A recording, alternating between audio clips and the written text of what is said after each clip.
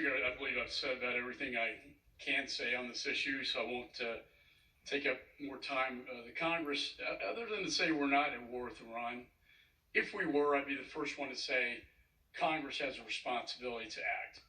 If Soleimani was taken out in Iran, I would be the first to say we need an authorized use of military force. Congress does have the power to declare war under the Constitution, and many colleagues on my side of the aisle agree with that concept.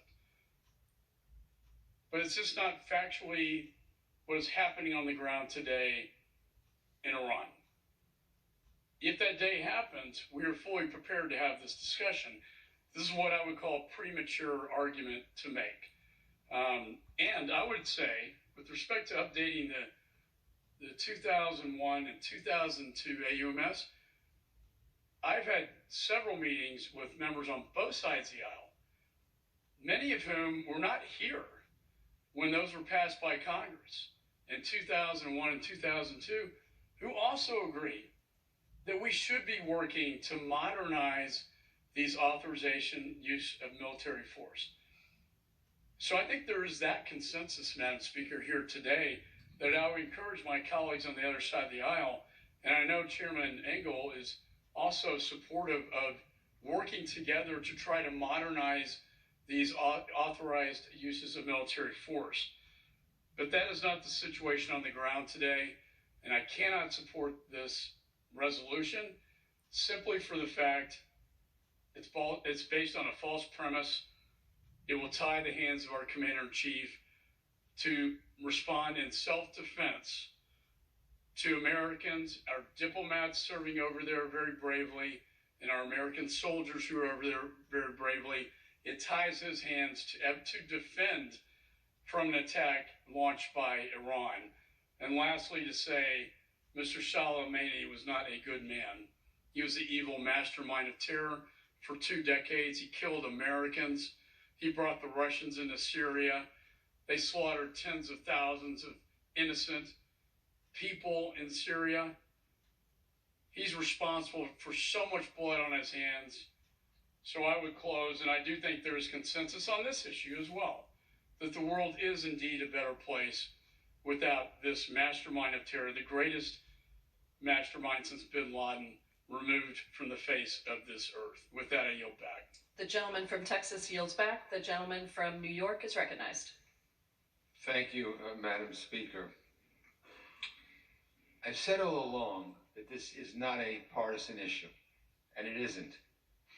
Executive branch officials from both parties have tried to sideline Congress when it comes to war. It's time we said enough.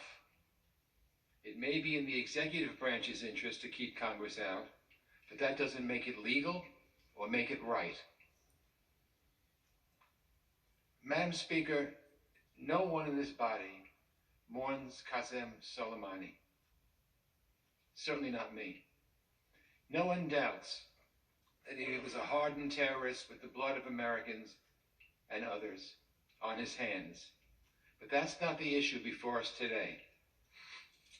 The issue is that the Trump administration decided to kill him without authorization from Congress, without any prior consultation with Congress, then misled the American people about why that was necessary, and then when the administration's explanation couldn't withstand scrutiny, they tell us Congress had already authorized military action against Iran.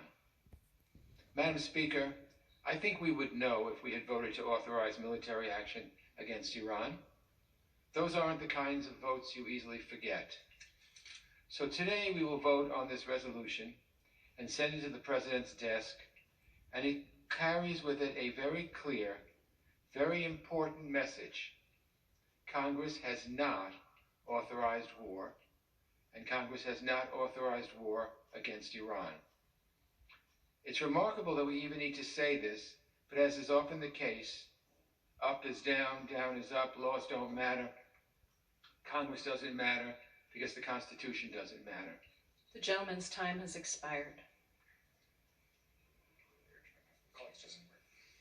Okay. Time for debate has expired. Pursuant to the rule, the previous question is ordered on the joint resolution. The question is on the third reading of the joint resolution. Those in favor say aye. Those opposed, no. The ayes have it. Third reading. Joint resolution